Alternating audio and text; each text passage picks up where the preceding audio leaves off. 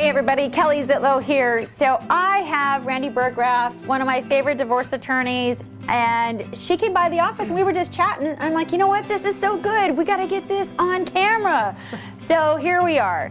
Having been a lender for over 23 years, I naturally have had this conversation, I don't know, like 1,000 times, where people are either going through a divorce or they've recently been divorced and they're trying to qualify for a home loan, either purchasing or refinancing. So Randi and I were just kind of talking about some of the things that come up, and I thought it would be really valuable to get your expert opinion on kind of like how to navigate people through this, because I only know it from my side. Sure. And so I thought maybe I could just ask you a few questions and you could comment. Absolutely, go ahead. Cool. So one of the things I see often is that one person is going to retain the property and refinance and do kind of like an equity buyout.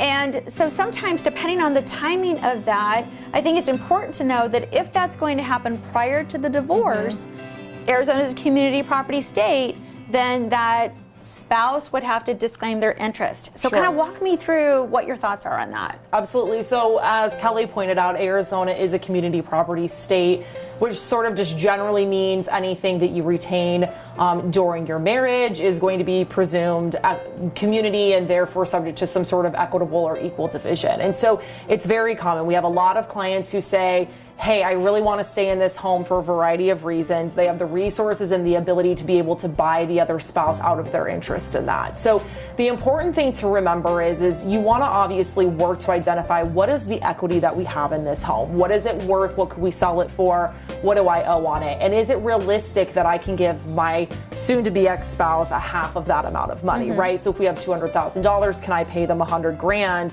in order to keep this home? Right. But you bring up a very valuable point. Just because there's disclaimer deeds or deeds are filed, you know, that doesn't really mean anything, right? In order to make that more of a permanent thing where the spouse who's not keeping the home to not have any liability on the property, is you've got to look to refinancing that property, right? And so the important thing is remembering that if the debt on the home is jointly held, that the spouse who is not keeping the property is removing their name off of that loan. Now, there's a lot of circumstances where only one spouse is on the loan, and so all you do need to do is a deed, and that may be sufficient, but a lot of times we're buying these properties together, right? We're both on the loan. Yeah. So that is a crucial step that definitely needs to take place. I cannot tell you, this probably happens more often than any other circumstance, and that is people get divorced, one person is awarded the home, and it was a home loan that they were both on.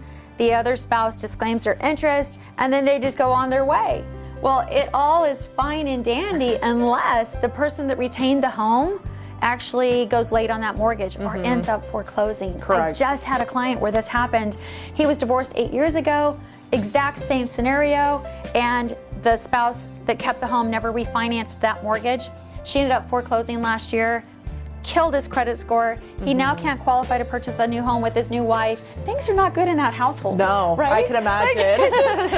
That would be a difficult conversation. Yeah. And it really does happen a lot, you know, and there's a lot of circumstances too where I have clients that say, okay, you know, I want to be able to buy out the interest in the home, but I can't do it yet, right? Like I need to wait until the rest of the assets are divided, or I need to get spousal maintenance for a period of time. And so what I like to do in situations where spouses are communicative, they are agreeable, is say, okay, you can have a year to refinance the property, but I build in safeguards into that consent decree or that property settlement agreement that say things like, if they are late, then the other party can force the sale of that property. Yeah. So you want to make sure that if you are going to do a situation where you do allow time and the refinance doesn't take place immediately, that you're affording the other client, like if you're that person that is supposed to no longer have this home, that you're doing what you need to protect yourself, to say, what things can I do, right? Because if you're not on the title anymore, you may be prevented unless you've got a decree certified, signed by the judge that says, hey, you can force sale this property if needed. Yeah, I love that. I love that you do that. I think it is so helpful to people as they're going through that, and then certainly to the home loan process when they get ready to buy again. So that is great. Also keep in mind, I don't think a lot of people realize that there are some loan guidelines that actually will allow you to do a cash out refinance up to 95% of the market value when there is a divorce decree that is indicating an equity split.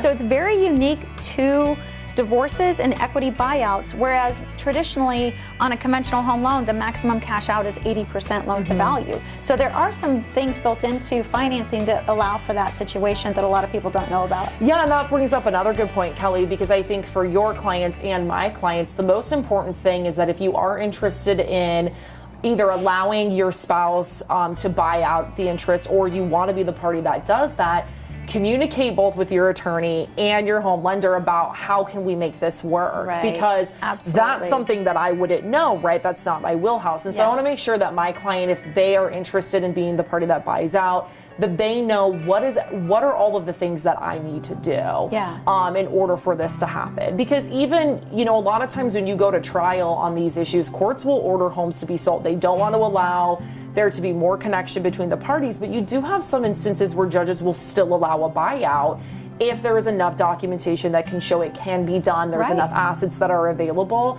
So having that homework ahead of time, walking into mediation, negotiation, settlement, letters, trial, being prepared with that is a really big asset. So I certainly encourage all of my clients to do that.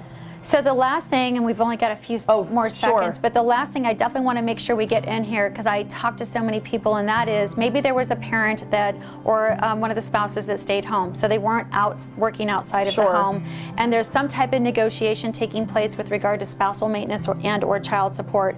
Really important to know that depending on the loan program, one would have to have already received spousal maintenance for 3 to 6 months prior to the lender being able to use that for qualifying income, and it will have to continue for 3 years from the note date.